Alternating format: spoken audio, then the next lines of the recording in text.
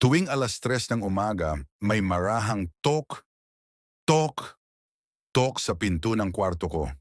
Hindi malakas pero sapat para ipaalala sa'yo na, "Hoy, may bisita ka," at hindi siya invited. Noong una, inisip ko kapitbahay lang. Pero ang weird, kada silip ko sa peephole, wala naman tao. Literal, parang naglalaro ng ghost hide and seek. Western style pa, parang cowboys sa haunted saloon, nag-iintay ng duel. Hanggang sa isang gabi, naiinis na ako. Kaya sinigawan ko, "Hoy, kung sino ka man, matulog ka na. Hindi ako nagde-deliver ng late night snacks." Tumigil ang katok. Tahimik. Akala ko tapos na. Pero pagkatapos ng ilang segundo, tumunog ulit. Mas malakas. Tok, tok, tok. Tapos may bumulong.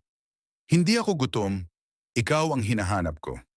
Ayun, para akong cowboy na tinamaan ng kabayo dahil natulala ako sa takot. Kinabukasan, kinausap ko ang landlord. Sabi niya, diretso at walang humor.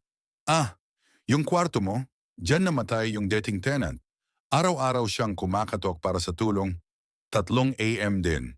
Ayun, biglang ayaw ko na ng umaga. Mas safe pa pala sa disyerto."